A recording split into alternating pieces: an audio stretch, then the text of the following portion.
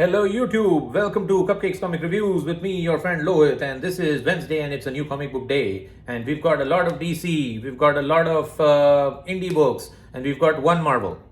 Just one. That should tell you something about my publisher preferences. Let's check out the video.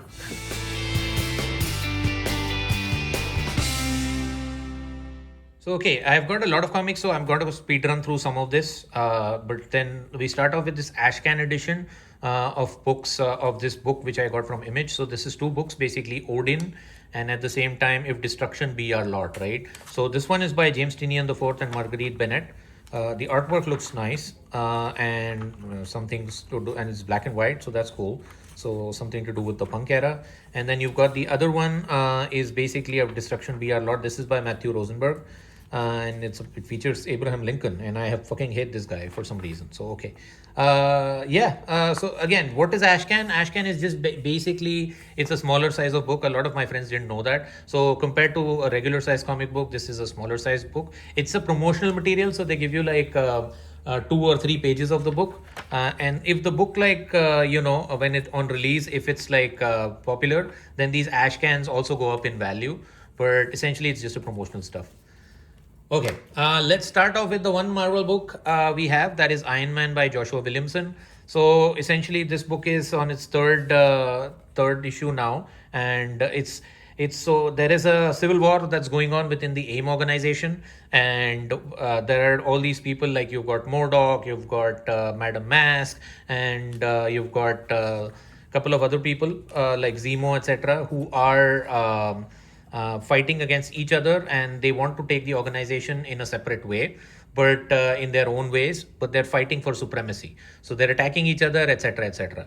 So what Madam Mask's whole goal is, she's kidnapped all these like resident geniuses, like people from MIT and all walks of life, and she wants to recreate another Tony Stark. So because she was in a relationship with Tony Stark, and Tony reveals to her that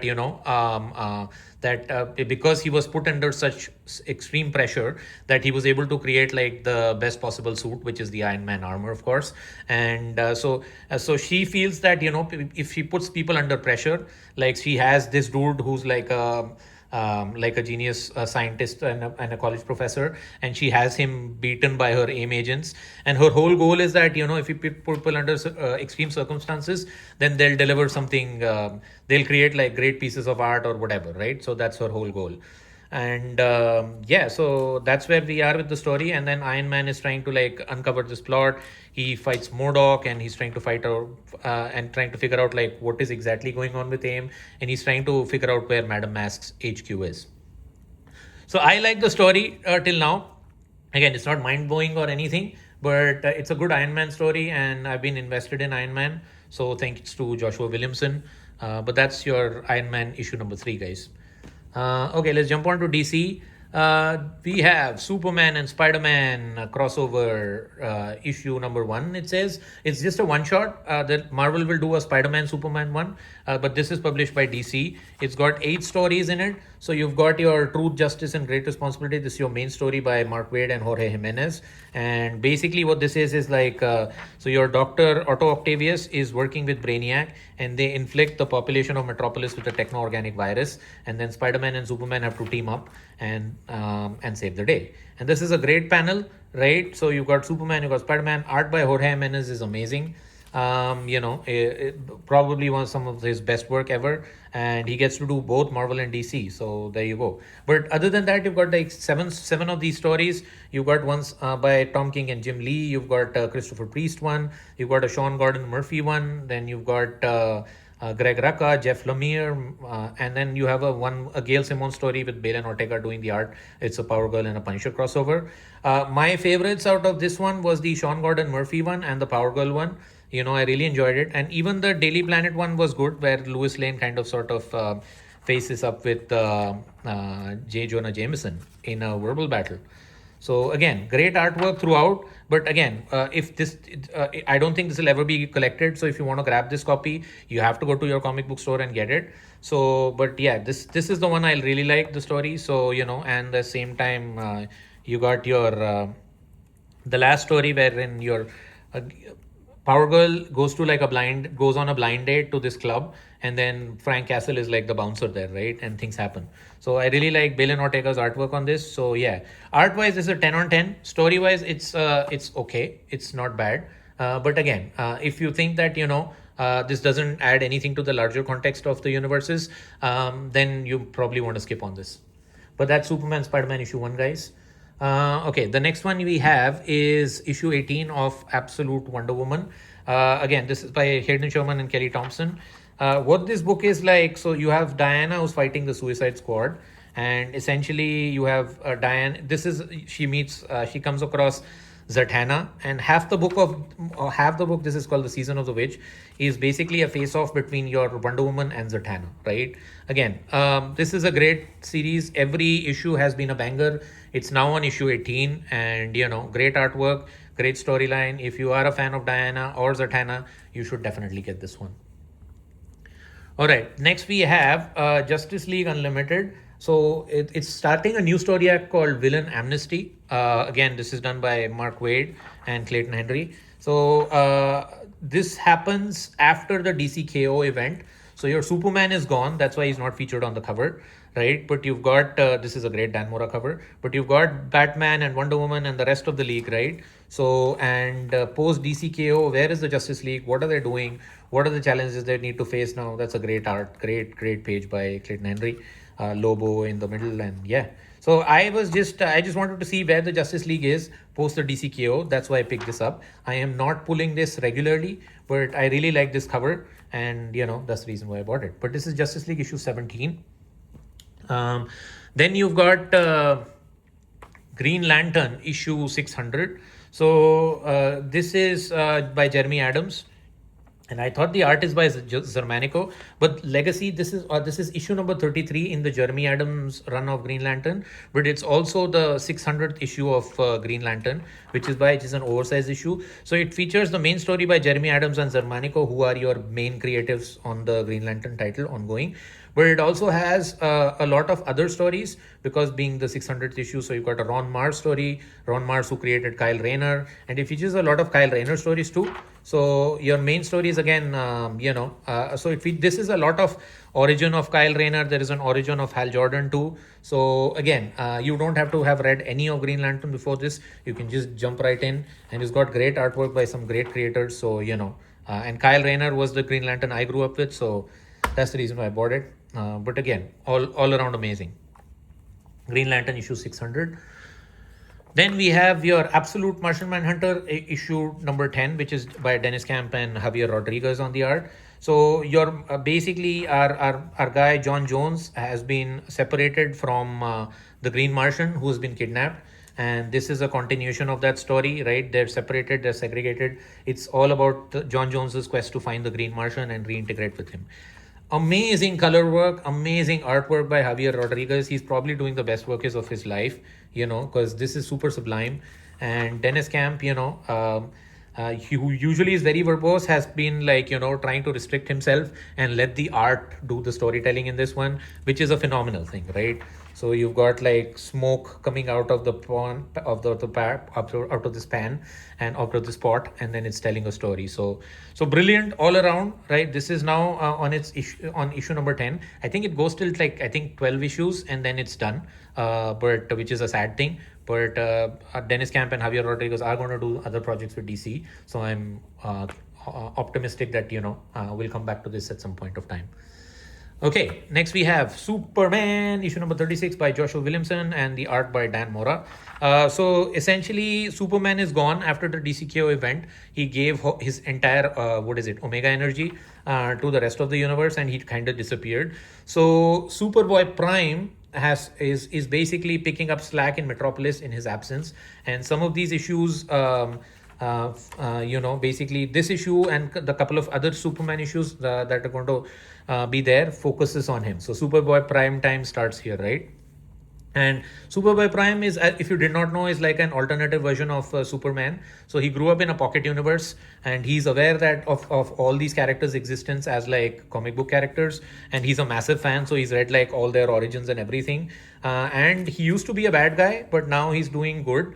He's kind of like an anti-hero. He's conflicted, but basically this whole thing is about him taking up the Superman mantle and Lois Lane kind of sort of guiding him, and she's saying that okay, if you're going to be like Superman, then you have to probably do the Superman thing, so you probably have to take up a job, etc., etc. So he's looking for a job, he's trying to save the day, and he fights this dude, and then just to save the day, and he gets so it's basically essentially him struggling to survive in the DC universe and taking up a job. So he takes up a job in the only thing he knows, which is comic books. So he takes up a job in a comic book shop. And it's again, this is Dan Mora art. So, and you got Joshua Williamson on the story. I have loved Superboy Prime ever since the days of Infinite Crisis. So this was a blind buy for me.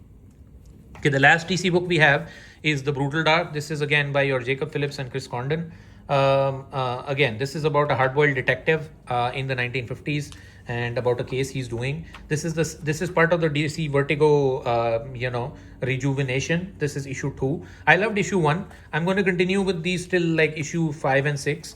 So I'm pulling like the 3 books they launched. So one is the Kyle Starks books. The second one is the Dennis Camp book, and this one is the third one, right? Brutal Dark. I think this I'll continue. This I resonate the most with it because of Chris Condon and Jacob Phillips. Again, pulp noir mystery. So if you like detective kind of stuff, then Sam Spade types things, then this is for you.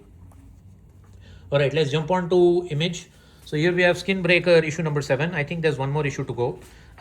Again, great art by David Finch and great story by Robert Kirkman. Essentially what this is basically that you have this tribe, an older chief, and then you have this younger guy, and then he's fought him for succession, and he's taken over the tribe, but his methods are more brutal. And the older chief is and this village is being attacked by like all these giant creatures and stuff, and essentially the younger guy who's just become like the village tribal chief, his whole point and his whole motto is like, we just attack these creatures. But the older chief whom he defeated, he still lives, and his whole thing, he's also trying to protect the village, and his whole goal is like be more smarter and attack these creatures instead of just with brute force, right? So it's a clash between older generations and younger generations, and it's a generational story about trauma and about succession. And great story, great artwork. I have been digging it. That's the older guy I mentioned, and he's got like this double-edged blade sword. So Screenbreakers is definitely a bang for your buck. It's going to be collected soon. So if you're not collecting singles, then you can get the paperback or the hardcover. You've got Void Rebels, the Quintesson War. So this is an Invincible variant cover. So that's why you see what's his name, Thrag from Invincible. So yeah, this is Derek and Solela. This is on its 28th issue, so I can't imagine. It's been kicking ass and taking names. It's a space fantasy, a space opera. So you've got Derek, who's this guy, and you've got Solela from different planets. They're fighting each other. The planets don't. Their planets are always on eternal war, but now they are united against a common threat, which is basically the Quintessons who've attacked both their planets, right? So it's about survival. It's about them working together, and again, if you like deep dark space operas, space fantasies, this book is totally for you. And who does the art? Andre Bresson does the art on this one, but this has been one of the best books out there that I'm pulling. Next, the last Image book we have is White Sky. So White Sky is essentially your this is a new book by William Harms, and JP Mavinga does the artwork. So again, this is a father and a daughter caught in a post-apocalyptic world, and they've been separated. Now the daughter has to survive, and they have to deal with some ghosts and at the same time some evil men, right? And yeah, so this is again a tale of survival. The first issue of this sold like gangbusters. I thought it was just okay, so I will give this a shot for another couple of issues and see where the story goes, and if I want to continue pulling this or not. But that's issue 2 of White Sky. Then we've got 30 issues of Conan the Barbarian, right? So issue 30, and I think Jim's up said he has plans for till issue 50 and beyond. But essentially where we are in this story is, this is the second issue of the new story arc. You got this assassin. We had his origin story in issue 29, and he has been given the task of course assassinating Conan, and this is all about him and how he goes about it. So it's part 2 of this Ghosts of Echo storyline. This is Jim Zub, and art is by Diego Rodriguez, and Doug Braithwaite does the art. So yeah, it's amazing. Great book. If you are a Conan fan, then this is a must buy for you. I can't praise this book enough. Probably the best Conan book done in generations, in decades. So yeah, it's been kicking ass and taking names. I don't have anything more to say to it. Great art, great story. Jump into Conan. Amazing. And the last we have is issue 2 of Florida Hippopotamus Cocaine Massacre. So I met Fred Kennedy and James Edward Clark in the Toronto Comic Con recently. They are local creators, and this is basically a crazy book, and intentionally so. So the concept of this is in Florida there is this drug kingpin who has this farm. Who has this not farm? He has this what is it? One of those. He's got one of those fun houses, or he's got this fun places. He's got what is it? One of those water places where you go and have fun. And then he has like a lot of hippopotamuses there, right?